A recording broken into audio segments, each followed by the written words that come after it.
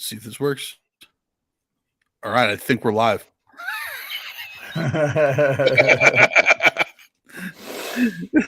Yep, that's some shit. Okay, now how do I go back to the comments now, I guess? Okay. I see it here. All right. I see. Let's go. Oop, that's our giant heads. Let's get that out of there. Okay. Oh, let's go. Stream Elements, live on Twitch. Okay. We're in. It says we're live on everything. We're live on everything. Everything. As the cops are running through my town again. By the way, the cops know we're live on everything. Yep. Here we go. Welcome to the Oversell podcast, the greatest wrestling podcast in the world. It's just me and the captain tonight, baby. Riding Dolo with just me and him. You know, sometimes you got to go big or go home, suckers. This is what happens, and also we might have some issues tonight because this is what happens when you have the two cavemen of the group that have no idea about technology, start running their own podcast. Yes, this is the inmates running the asylum, as it were. That is correct. Bear with us, everyone. Hey, man, we're you know what? We're here, and it said we're live everywhere. We don't know what happens from there on, though. One Shot said you get off and Bill and Don join the game. LOL. Nice. So we're out here. We're talking about all things the road to Wrestlemania. Mania's in 5.5 weeks. We are full steam ahead, ready for it. This week, I mean, listen, we haven't really been getting much info. A couple of matches confirmed this past Monday night, almost versus Brock, which horrible. I no one wants to see. I don't understand this whole I get it. They're two giant men, right? So you want to, it's like the Vince McMahon effect is still in. Put the two biggest behemoths in the ring and see what happens, type of thing. Well, you saw what happened. You saw what happened with that match, how it came about, right? Did you see the reports? Brock turned down. They were supposed to be Gunther Brock, and then for some reason the parameters of the match fell through. Brock was okay with the match, but the parameters fell through. I don't know what happened. Maybe they have something else for Gunther.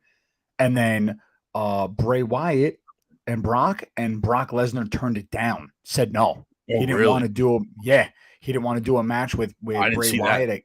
He didn't want to do a match with Bray Wyatt. And then he approved the Amos. I don't know why, but it was as per him. He approved it. I mean, Brock does what Brock wants, right?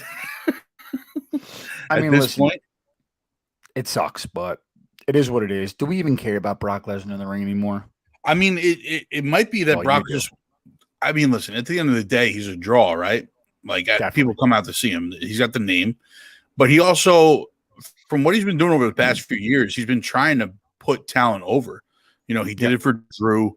He's been doing this thing with Bobby Lashley and everything like that. And maybe that's why he's like, you know what? I don't have to get Bray over, but Almost needs a push. Let me try and get Almost over. I mean, listen, is there any getting this guy over? I mean, I don't think so personally. The guy literally can't talk on the mic. He can barely wrestle. It's like the Great Khali all over again. Horrible. Does he actually talk? I don't remember him when he was AJ Styles' bodyguard. I don't remember him talking a single time. Horrible. I'm sure he has, but I cannot. If you asked me what his voice sounded like right now, I'd have no idea. I don't remember a single time of him talking. I just don't. So I don't know. Maybe he's got a pipsqueak voice, and they're hesitant to have this big guy talk because of that. So I don't know, man. Someone said Cody Rhodes, Facebook user, Matty Cass. What's going on? Big Matty Cass in the building. Matty Cass. Cody is on the road to WrestleMania, and the hype train is behind him. Is Cody Rhodes on the road to WrestleMania with all the Sammy chaos right now? Well, Cody's definitely going to be there. It might be a triple threat, but Cody's definitely going to be there.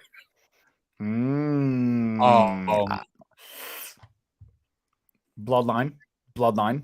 Yeah. I mean, like, listen, we'll find out more on SmackDown this week, obviously, because this week on Raw, the Street Profits returning as tag team together again, fighting Jimmy Uso.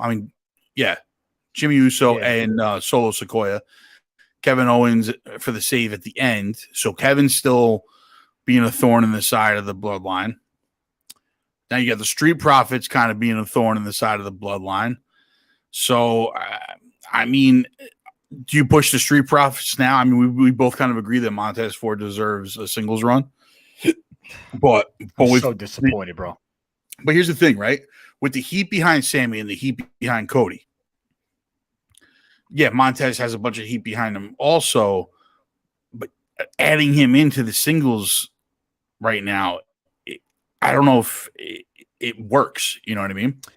But why does it have to be there? Why can't it be for the Intercontinental? That's a very, very good storyline for Gunther. Mm-hmm. You know what I mean? Why does it have to be? Yeah. Why does it have to be where every singles guy has to be in the main event? How come we can't get? We clearly do not have a U.S. title contender currently. Seth Rollins is now going over to Logan Paul. So the U.S. title's open. Montez Ford just faced off in a massive Elimination Chamber U.S. title match. Final 3. Get rid of Rollins. Who are the last 2? Ford and Theory. You have that. Gunther's reign's got to come to an end. What better way to push Montez Ford than to end an epic run by a super heel, right? There's so much you can do with this guy, but you put him back in the Street Profits. Somebody doesn't like him. Someone doesn't like him. I don't know if it's somebody doesn't like him, or do they push the Street Profits for a tag run right now? With the heat behind Montez, After that match, though, I mean, look, I agree with you, because at the end of the day, I do think that he should run, especially with the way he talks about the U.S. title. I really think the U.S. title is the title for him. Like, I don't like it. Like it's the US title, right? Like he's a former Marine. He wants that title. He wants the US title, right? Like the Intercontinental title would be cool, and I would like to see him versus Gunther. But I think the move for Montez is the US title. I think it means more to him. I think it means more to us for him to have it. You know what I'm saying? So I think you push him towards the US title. But we all know with Cena coming back to Raw next week, it's going to be Cena versus Theory at WrestleMania. I know. The new against the old. Whatever. I mean, listen, I honestly, I'm pumped up to get to our little road to WrestleMania thing we got going on tonight, man. It was a great idea. I want to ask you this week's prediction, because I think we're going to change week to week, you and I. This week's prediction. Roman Reigns loses. Do they separate the belts? Because right now it's slated for both of them against Cody. So do they separate the belts because they have to give Sami Zayn his moment, or do they make it a triple threat? Personally, I would rather them separate the belts. However, I think it's going to wind up being Roman versus Jay night 1, and then night 2, triple threat. So I'm up in the air, but I think the triple threat adds the unknown factor, because there's 3. If you do 1 against 1, then 1 against 1, you can say, well, Roman may beat 1 and may come out, may lose both, whatever the case may be. But if it's a triple threat, you have no idea which one of those guys are going to give that belt to. Very true. Did Sammy do enough to earn his Mania moment like a Daniel Bryan? Or does the storyline of Cody Rhodes finishing, his legacy, so to speak, still have the upper hand. So, all right, I guess. My thing is, both of them are deserving, right? In both storylines with Cody and Sammy, you want to see both of them win, right? Yeah, I'm different than you. I have no interest in Sami Zayn winning a belt. I have zero interest. I think Sammy has been awesome. I think he's Chris. What's going on, kid? I think that Chris is in the house. I think that you see the fact of the matter is he's been great on the mic. He was great in the Bloodline. Before that, he was nothing. He was an indie scene, NXT, came over, whatever the case may be, had a nice run in some lower ranks. Like he said in an interview, he's not the guy the WWE can hang their hat on. And it's just not for me. But he does good work everywhere he goes. Listen, he does good work when there's something involved with him doing good work. I have to say, in the ring, he makes a lot of people look good. He can make Johnny Knoxville look good. He can make anybody look good. But there has to be a storyline compelling enough for him to get on the mic and pitch this speech right now, right? He's like the ultimate underdog. He shouldn't be here. He's this dad bod guy from Canada, and he doesn't deserve anything. And, whatever. Okay, how long does he play that for? Daniel Bryan played that only until he got to the point where he was like, I'm the greatest technical wrestler in the world. Yeah. And he's still playing that on AEW. I don't know if you saw his most recent promo with MJF. But I don't even know why they even do promos on AEW anymore. They should just put it on banger matches because that's all they can do. I mean, the promo was crazy. Wild. MJF came out, Daniel Bryan, said something. MJF came out, and Daniel Bryan was like, "Shut up." And MJF didn't say a word, and Daniel Bryan just went balls deep on him. And at the end, he's like, "Come down to the ring," and he literally said on TV, I don't know if you saw it. Did you see what he said? No, I missed it. He said, "I'm going to kick your fucking head off your shoulders." That's what he said. I love it. He said, "Yeah, so whatever." But MJF he's the GOAT. You can put that guy anywhere. But yeah, I mean, back on whatever. Sami Zayn, to me, I love him. I don't mean any disrespect by it. I don't think he deserves a belt at all. I mean, it's understandable. Cody Rhodes has been there. Cody Rhodes' family's been there. He went to AEW. He left and said, "Fuck you, I'm betting on myself." Mm-hmm. Helped build a company up. Came back. And it's just like, I don't know, man. He deserves it. He deserves it. Yeah, he definitely. Even though he's got a lisp, he deserves it. Cody definitely deserves it. It means so much to him. It means so much to everybody behind him. And he's over with the fans also. Like, he comes out and the fans go nuts for him. Sammy's on another level is over though, right? And that's why you kind of have to figure something out for Sammy, because he's so over that it is like Wrestlemania. It's like Daniel Bryan at WrestleMania. You don't give him a belt, are you going to turn away a lot of viewers? I agree. And that's this is going back to like what me and you had a discussion about a few weeks ago. We were talking about what Jericho always said was that when you're given a small thing, take it as far as you possibly can, go balls to the wall on it, and make them want to watch you. That's what Sammy has done here. I agree. You know what I mean? He did exactly what Jericho used to have to do back in the day, being the undersized guy, being the guy that they never wanted to put a belt on. He forced you to watch him. He forced you to be like, this is the guy we want to have the belt. I think what helps Sammy, I couldn't agree more. I think what helps Sammy is that he is good in the ring, right? Some guys can force you to watch them, and they get in the ring, and you're like, great, I'm watching this right now. Yeah, you obviously need to have the talent to back it up also, but getting those, like, he got the Bloodline moment. It was supposed to be like a quick little funny thing. Yep. And he made you want to see him back every week. Yeah. I agree, bro. All right, well, and listen, he'll have a moment. Let's see what happens, going forward. But talk about WrestleMania moments, bro. Let's go through 1 through 8, man. Before tell the people. listen, before we get into the Road to WrestleMania thing that we got going, we got one more thing to mention. Wow. Because it did happen this week on Monday Night Raw. Becky Lynch and Lita won the most irrelevant titles in the game, the women's tag team titles. The women's tag team titles. Yep. Trish came out for the save. So my prediction from a few weeks ago, grasping at straws on what we were going to get, I'm assuming Damage Control versus Lita, Trish, and Becky at WrestleMania. Awful. It's as awful as it gets. The women's division at this point, in my mind, is in a free fall.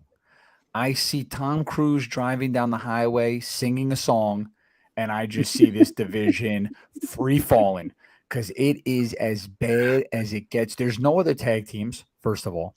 There's two total. The women's tag division is a joke. It's an absolute joke.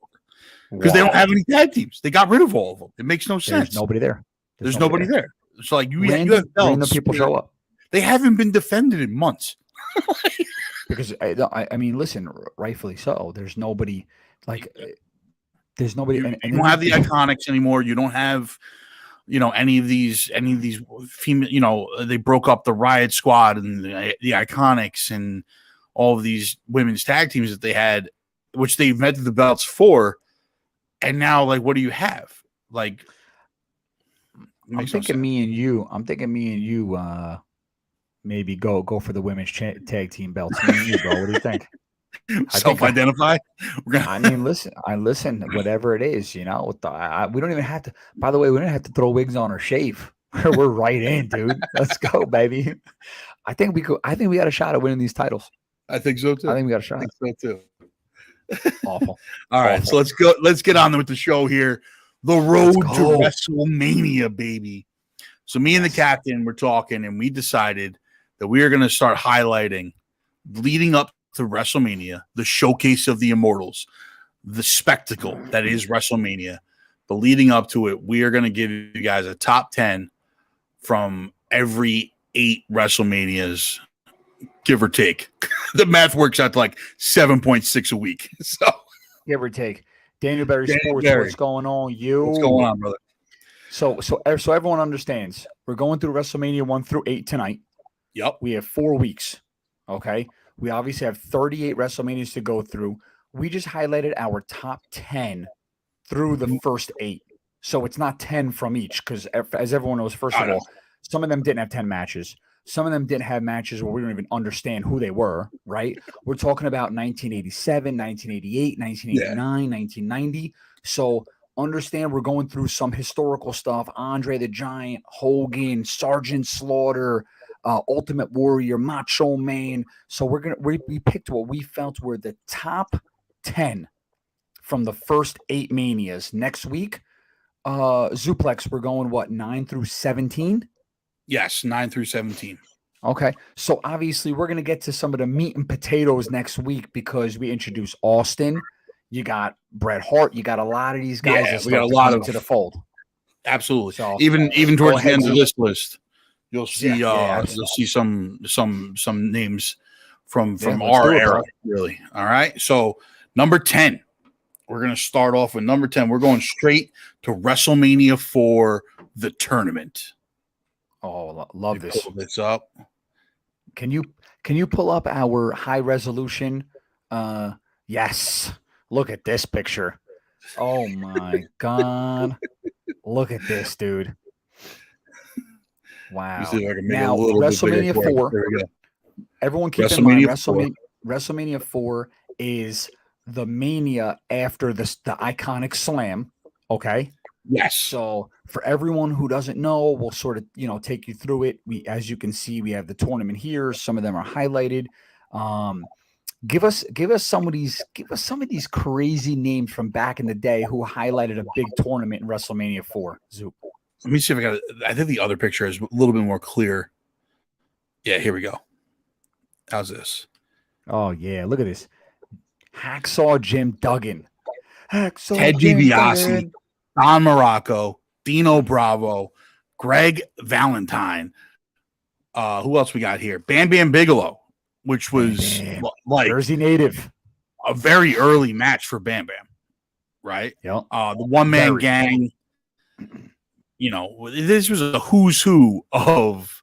I thought it was a great way. Rude. Yep.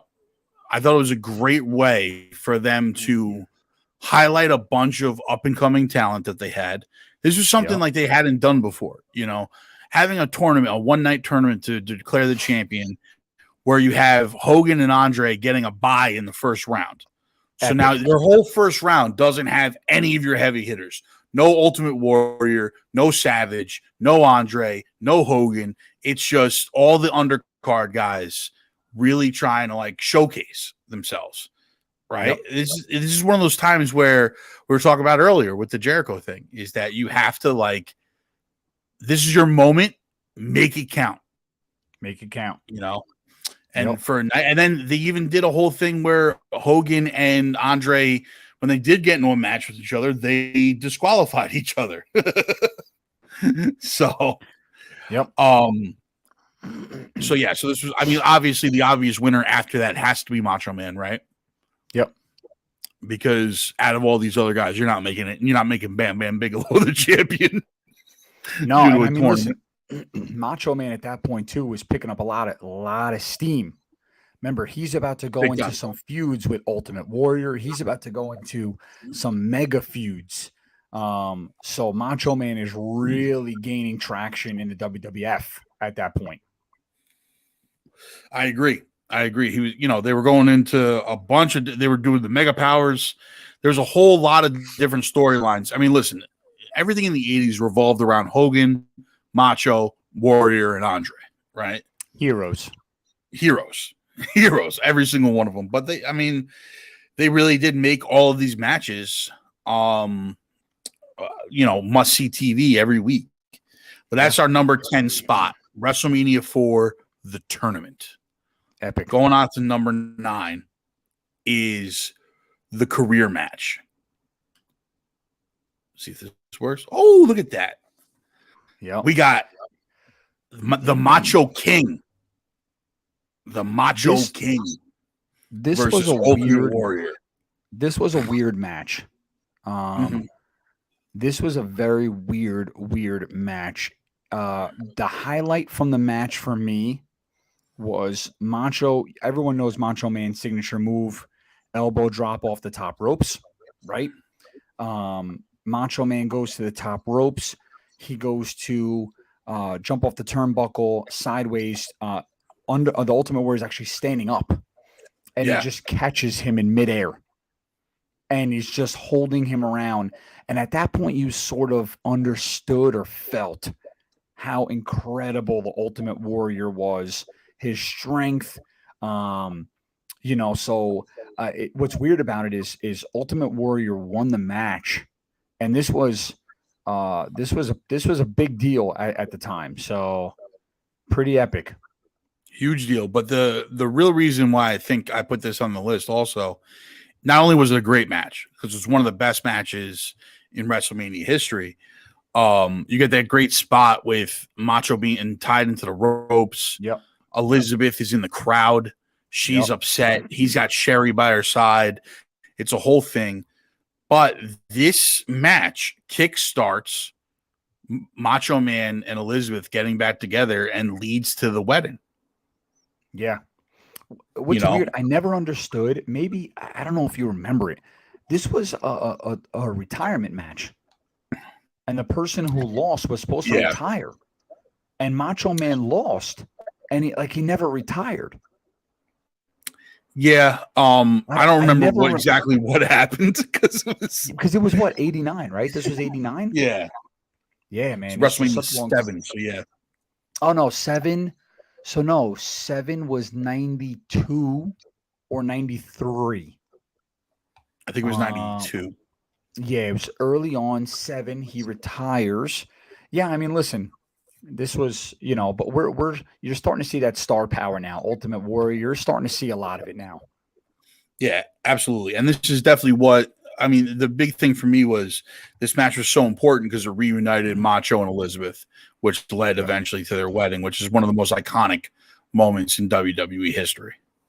Seeing that's our number 9 spot. Yeah, seeing her in the crowd is amazing. Crazy. Actually, going back and watching through these and like realizing that every single early wrestler, like 1 through 8, is just filled with the celebrities of the time.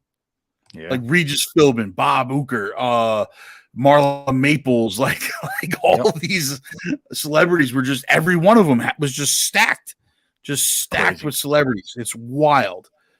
So going into number 8, this is at WrestleMania 8. The Warrior returns. Let me make that bigger for us here.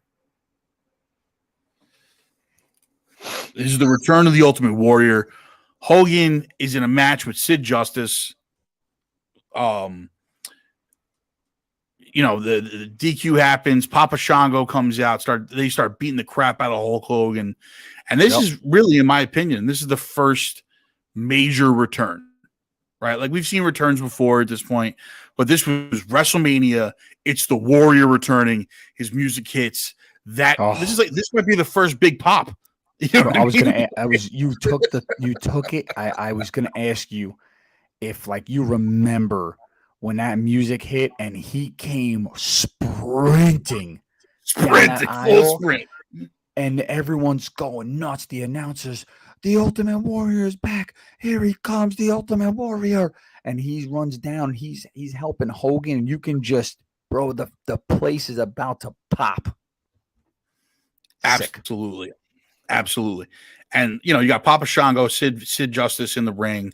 Warrior comes in, just decimates everybody, gets Papa Shango out of there real quick. They're dropping legs. They're doing all types of crazy stuff, gorilla press slams. And this is like ultimate 80s. Like, this is what you wanted to see. Sick. But yeah, so that's number 8. The Warrior returns at WrestleMania 8. Let's move on here. Number 7, Hogan versus Slaughter at WrestleMania 7.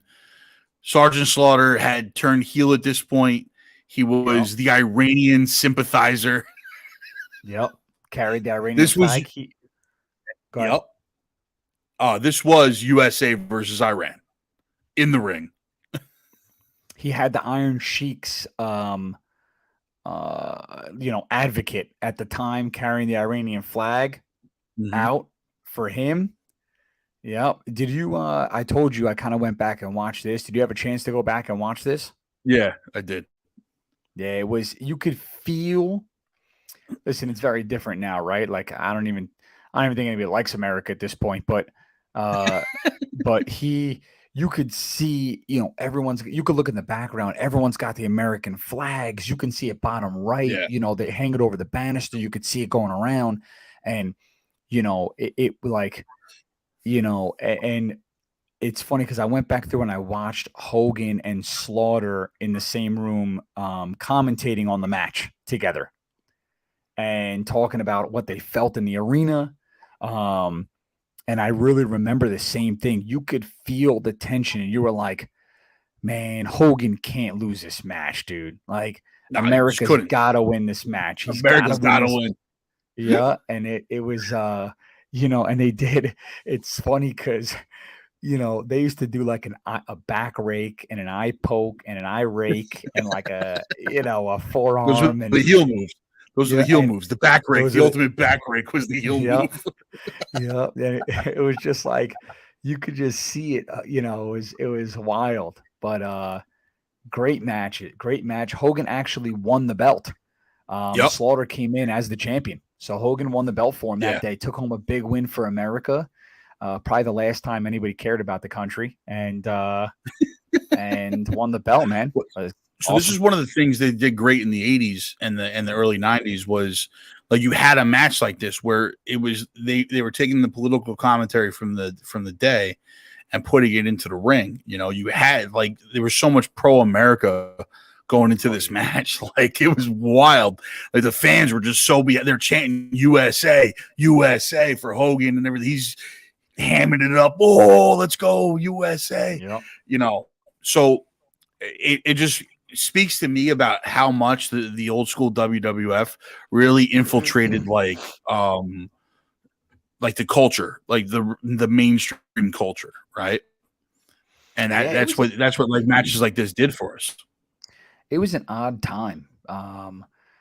Just like it's so different. It became so different where back then everybody who wore these bright, vibrant colors and came out, they were like real heroes of America. Yeah. And WWF at the time, now WWE, did a great job of pinning Hogan against other countries, Yokozuna in Japan, Sergeant Slaughter in Iran, Iron Sheik, like a lot of these guys. Boris Karloff. Yeah. Yep. And even Andre the Giant was French. People will forget he's not American. Yeah. Like it was a lot of like Hogan was our guy. A lot of accents that killed me, dude. I mean, I can't take it. We might be unlocking something here. Maybe that's why you hate accents today. It's because all the guys you grew up watching accents were all the heels. It triggered me when I was younger. Yeah, it triggered me. That really might be what it is.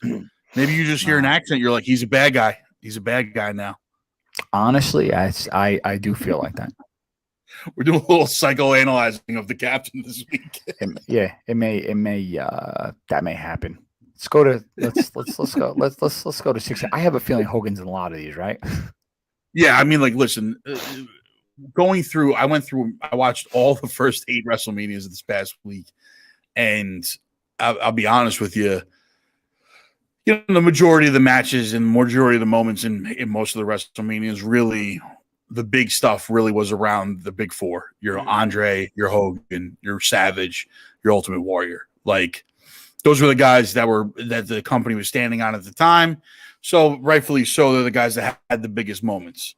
Yeah. Number 6, the Ultimate Challenge, baby. Hogan versus the Warrior for both belts, the IC and the Heavyweight Championship. My favorite match of all time. This match was killer. Like, just this photo alone lets you know what we were dealing with. Both these guys went full-blown 80s cocaine rage and just let us have it. This was WrestleMania 6. WrestleMania 6.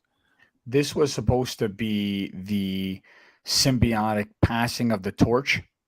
Hogan to Ultimate Warrior as like the ultimate baby face champion, and Ultimate Warrior couldn't handle the pressure, and Hogan had to like stay on as that guy and really still carry the torch. And Ultimate Warrior really didn't have too many more moments after this. He just wasn't able to keep himself together. But this was my favorite match of all time. Ultimate Warrior ends up winning both belts.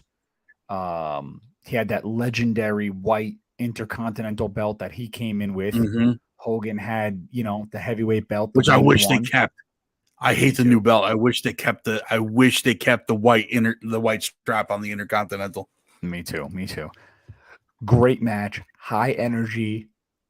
I'll tell you, going back and watching it, I don't know who people were rooting for more. I can't tell you. Very split down the middle when I was watching this. Like, every time one of them did a move, the whole crowd erupted. You didn't know who, I don't even think the crowd knew who they were rooting for. Yeah. At that point. Side note, first time anyone's ever held both the Intercontinental and the WWF Championship. That's pretty cool. I didn't know that. And that was the Ultimate Warrior, baby. A little trivia knowledge there for you, brother. I love that. That is number 6, the Ultimate Challenge at WrestleMania 6. We are going to number 5 at WrestleMania 5. The Mega Powers explode. Yep. Now, this was coming off of let me make this a little bigger for us there. The artwork in the 80s on the WrestleMania banners are absolutely amazing. Absolutely amazing. This is Hogan versus Savage for the belt. They were tagged together. They had that jealousy angle with Miss Elizabeth. there was so much emotion in this. This was the culmination of like a year-long issue that they were having with each other. And if you look back and you watch any of the documentaries from those times, like that was real. Like Savage was really jealous of Hogan. He was really like worried about Miss Elizabeth, and he loved her so much, and this, that, and the other thing. And this really was the culmination of that. And this match was amazing. Absolutely, like so much drama, so much emotion in it. It's the two biggest names of the time going head to head. What more could you ask for at this point? Yep. No, this is listen, this is two biggest icons. And just by the fact that it says the Mega Powers, you realize like how important it was and who they were. There was nobody bigger for 5 years other than Andre the Giant, right? Who was obviously the largest, but nobody. And seeing this and all the emotion, Miss Elizabeth so torn and crying, and Macho Man so emotional in the ring, and, just so confused about everything, and Hulk Hogan looking like, it's like he was trying to reach Macho, but Macho, in his jealousy just didn't understand.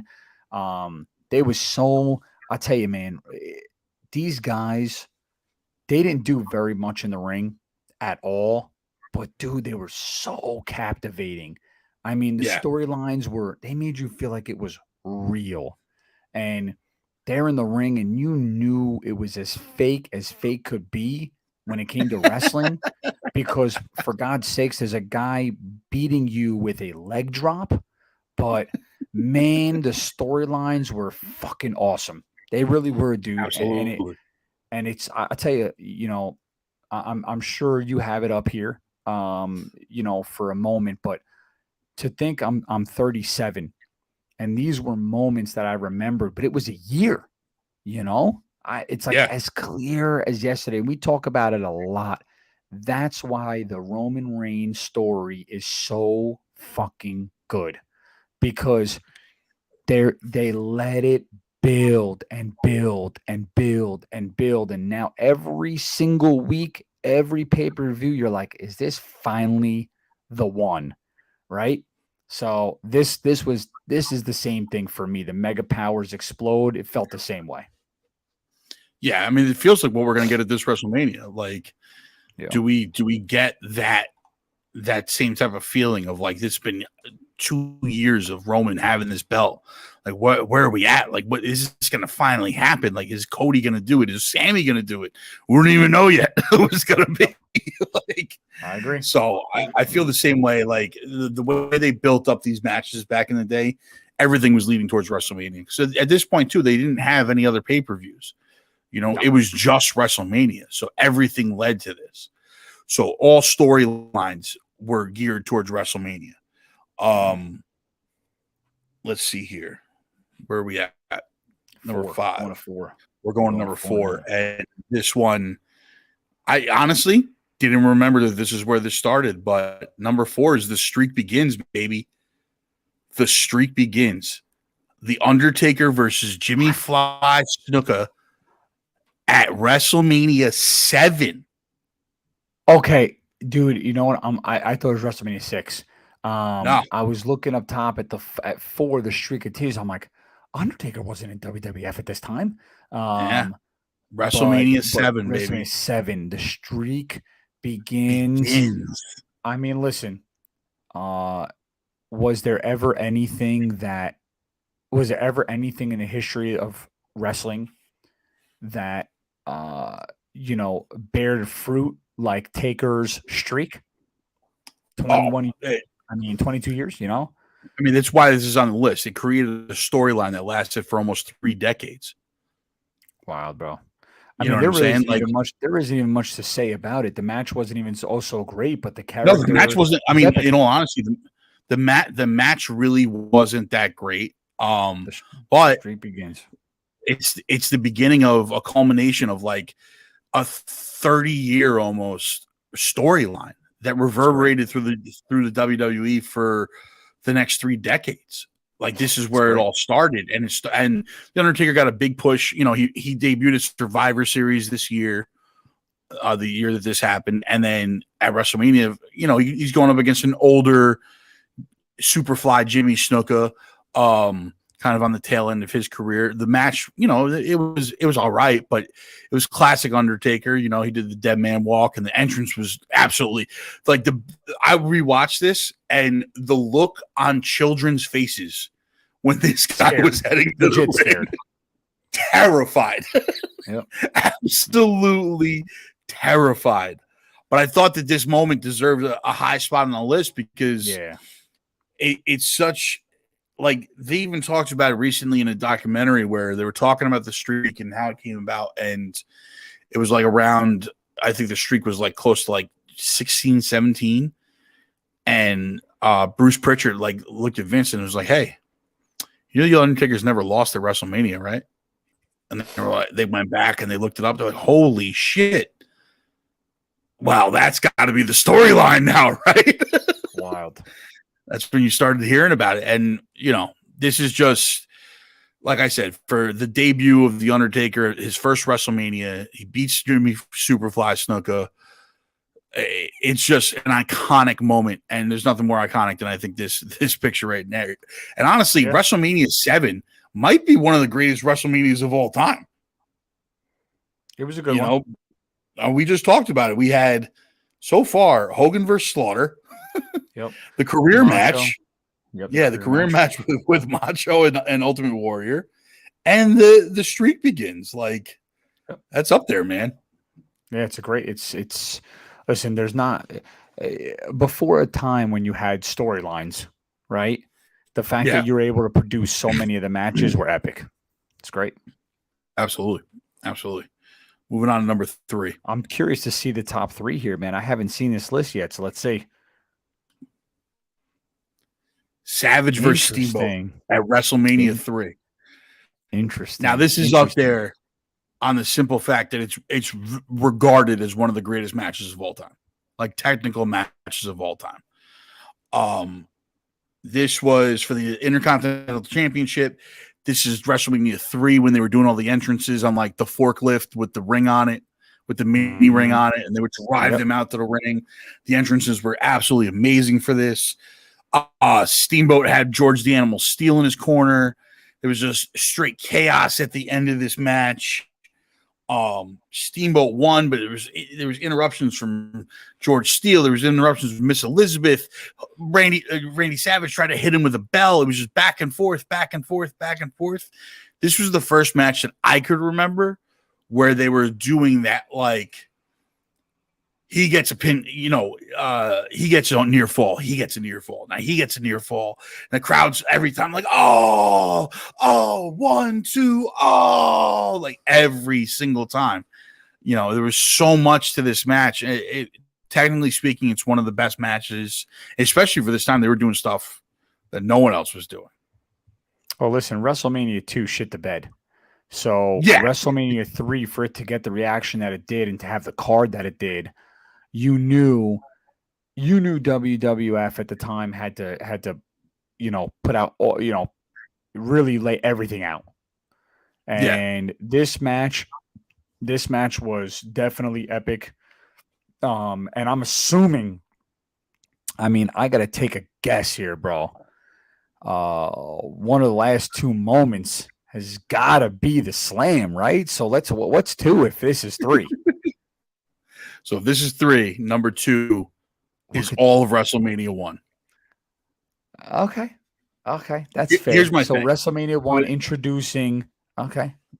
Yeah, my thing is this: WrestleMania 1 in itself, no matter what you think of the event itself, Vince put every dime on the line for this. First time there's ever been a pay-per-view for a wrestling event. This created the industry that we know of it as today. If it's not for WrestleMania 1, we don't have what we have today. This nationalized wrestling. It got it out of the territories. There was no longer, now guys could go on TV and be big stars. This was a star-studded event. Mr. T, Cyndi Lauper, every big name in the world. Roddy Piper. Rowdy Roddy Piper. Like every wrestler was involved. Like everybody in the company was involved. They had star power at the wazoo for this one. And it really led to everything we know of today. Like, you don't have the WWE as it is without WrestleMania 1, without Vince taking the chance, risking it for the biscuit, and going balls to the wall with this event. I can agree with that. I can agree to that. Yeah. I would have been good. I would have been good with the tag team match at the end. Just, but I hear you. It was listen. Well said. But that, you know what, that goes involved with that. You're right. The tag match at the end with Mr. T and Hogan and everything like that. It was amazing. But the whole event, without the whole event, you don't even have everything. It just led to so much. It was so important, that this was the first time like they simulcasted an event across the entire nation for this. So I felt it deserved a high spot. I like it. I can get down with that. I can appreciate it. But number one, and you called it. Gotta be. Thought it was going to be the Slam, but it's not. It is the blindfold match between Jake the Snake. I'm just kidding. It's the Slam. Come on, man. I was like, no way. I'm like, bro, I was going to call you out hard. I was going to be like, this whole list is Fugazi then. Of course it's the Slam. Come on, man. Anybody who was old enough to watch it, this was my first Mania. Yeah. I remember sitting there. I was 4. TV's on. Obviously, I had just started watching wrestling on Saturdays, right? And they used to have these big rubber wrestlers, and nothing moved, The original action figures, yeah. And I had so many of them. And I remember sitting at my TV and seeing Hogan slam. And it was really, for lack of better words, the match was a story. It was awful because Andre the Giant was clearly having health issues. You could see as clear as day. He was leaning against the ropes a lot. It was tough. But what made the match part of the story, part of the allure, we see it so much now where these guys are throwing each other around. And the first time Hogan tried to pick up the Slam, he couldn't, and Andre just fell on him. And you just assume the 450-pound behemoth, he couldn't even get his shoulder up, And the fact that, like, they called it a 2, Andre the Giant, everyone was like, did Hogan actually kick out? It was a weird sequence of events. Honestly, dude, it's crazy to think that this industry in itself is from that period. That's it. Yeah, I know. My thing is this too, and the reason why this is in the top spot is because 2 things. One, everybody thinks this was at WrestleMania 1. Definitely not. Most fans, most casual fans, most people that don't know anything about wrestling, they know this moment. Yep. Right? Everybody you talk to knows, like, yeah, Hogan slammed Andre. Most people that aren't like hardcore fans, or they're just casual fans, or don't know anything about wrestling, think this was this was the first WrestleMania. Like, but it wasn't. It was WrestleMania 3, and they had to come back off of something, because WrestleMania 2, we both agreed there wasn't a single moment from WrestleMania 2 on here, guys, because WrestleMania 2 was hot dog water. Yep. Hot dog water. Like, we're shocked that there was a WrestleMania 3 after 2. I mean, listen, it's one of those things where I don't know what happened in 2. I'm going to speculate. Vince had a mega first one, star-studded first one, got a lot of interest, and didn't have enough, or didn't think he needed as much to deliver on the second, because there'd be eyes on it. When it shit the bed, he was like, I have to recreate one, And I think we saw from there on out, the WWE was starting to get stars inside of it. So it was just a matter of, can you build up enough of intriguing matches with the right pieces moving forward? But I mean, dude, Vince was a genius. Absolutely. He was a ring announcer also, right? So like, creating all of this atmosphere, these matches, creating the hype, and people don't even know furthermore in here. There's no creative team. The wrestlers create the match in the match. And now it's different. Creative will give them a storyline and tell them where they're going. They'll practice the match out beforehand. Yep. And Hogan said it in there. He said he knew Hogan was supposed to win. And he went to Andre and said, hey, you want to talk about the match? And Andre literally said, nope, and wouldn't talk to him. Apparently, Andre was very tough to work with. Very stubborn, very hard-headed. He was the one that navigated every match in the match. And Hogan said it in a documentary, was like, dude, I was nervous because Vince wanted me to take the lead on this, and Andre didn't even want to talk to me. So, well, back in the day, also it was always the heel. The heel runs the match. Well, which was Andre all the time. Which was Andre all the time. Which is why he always ran the match, and Vince wanted to change it, and Andre was like, no, I run the match. I run. No, do you want the peanut? Do you want the peanut? That's it.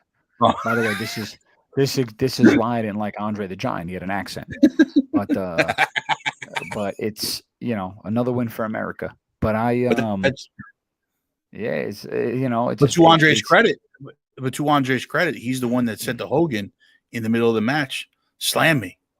Yep. Hogan said it in the documentary. He's like, "Slam me, pick me up, slam me."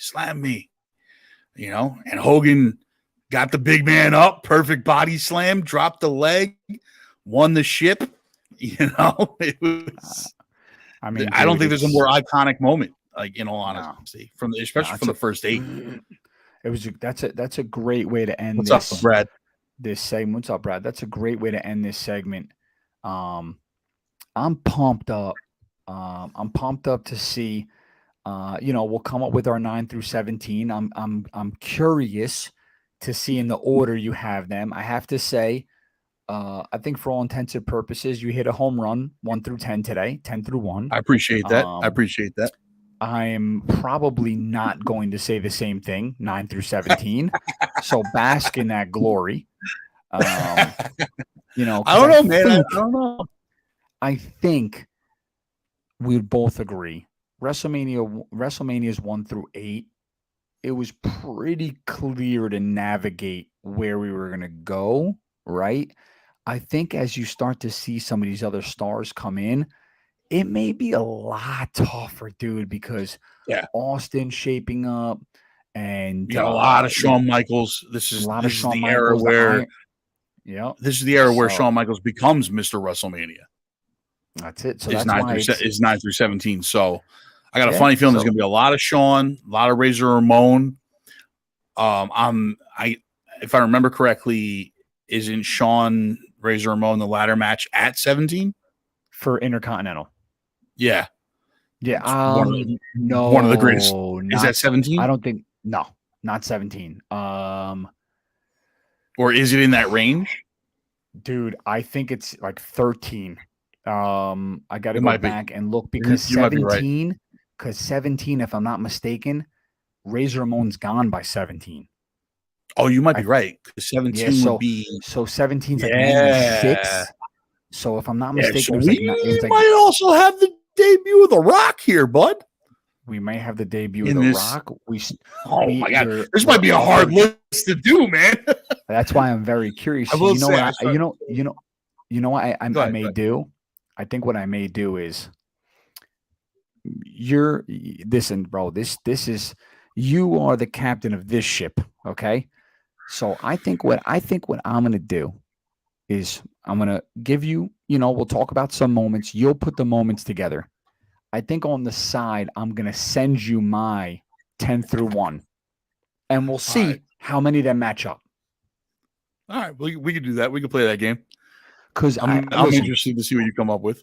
Yeah, I think we definitely. I thought you hit a home run on all the matches. I thought they were great, but now keep in mind these WrestleManias are going to have multiple matches that are technically headliners. Right? We're gonna have to. I think going forward, we're gonna have to do some honorary mentions. I think honorary mentions. Because I like that. I don't think we get fit just 10. Because they also get longer, right? Like we're talking about 3 hours, 4-hour pay-per-views with some of the biggest names in the business coming up. And I gotta say too, it was so funny because I started watching WrestleMania 9 to start the next list, right? And it's at Caesar's Palace in Vegas. It's outside. And is that Hogan Yokozuna? I think it's Bret Hart Yokozuna, if I'm not mistaken. And then Hogan doesn't. Okay, Hart loses. I don't know. I think Hogan's gone by 9. I don't think so. If I'm not mistaken, Yokozuna. I didn't get a chance to finish it yet, but it's Bret Hart versus Yokozuna. Beats Bret Hart, and he comes out of the ring, and Hogan comes down and does an impromptu match and beats Yokozuna for the belt. Oh, you might be right. You might be right about that. Don't quote me, but I think that's what happens. I got about 20 minutes into it. Actually, I got through like the first couple of matches, but the one thing that that they used to do back in the day, which I kind of want them to start doing again, and they've kind of started doing it a little bit, but it was at Caesar's Palace in Vegas, and the whole event was themed around Roman times. So remember, Savage came out with the quorum of virgins on the bed, and then Bobby the Brain Heenan came out on the back of a camel, and Savage was the announcer. And it was just, Jim Ross is sitting there in a toga, a young Jim Ross in a toga. I would love to see Seth Rollins come out in ancient Roman times. That's what I'm saying, dude. Because you could see him come out on a chair with like around the king. Like it would be epic. Listen, dude, I love this segment. I'm looking forward to the next one. I can tell you this right now. It wouldn't be a podcast unless I was openly telling you, if we don't shut this off right now, I'm gonna poop my pants. I can tell you that right now. I had too much stuff going on. The burger, the cereal, whatever it was a mix. But I can tell you right now, I feel like Hogan slammed Andre in my stomach. I can tell you that right now. If you're trying to have this happen live on camera, you're doing a great job. But I gotta go. All right. Got to go. We're gonna get out of here then. Let's end it here. Thank you guys, everybody that jumped in. Thank you, Daniel Barry Sports Highlights, Brad Evans, Spartacus, One Shot. Thank you guys all for Matty Cass. Thank you guys all for jumping in, joining us. Join us next week. We're doing another one, man. Top 10, 9 through 17. Top 10 moments from those WrestleManias. We're going to keep doing this until the WrestleMania event. Trust me, we got some big things planned for WrestleMania weekend. We're going to be pretty much live streaming. It's going to be a long weekend, bro. It's going to be a very long weekend. Like I might even live stream the Hall of Fame ceremony. Yeah, I'm just going to have to stay live the whole time. Take a shower, go to the bathroom. We'll just stay live. Just stay live. 2 nights of WrestleMania. We're going to be there. You guys can watch along with us. Make sure, we are fully invested in this. Love you guys all. Thanks for joining in. Thanks for tuning in. Make sure you like, follow, and subscribe. Everything on GGen, everything on our YouTube, the Facebook, the Instagram, the TikTok. Follow us everywhere. Keep up with the news. Account. The Etsy account at this point. When are we starting an OnlyFans? I have an OnlyFans, but it only shows my feet. All right, guys. Love you guys all. We are out of here. The captain and your man Zuplex City. Deuces. Later.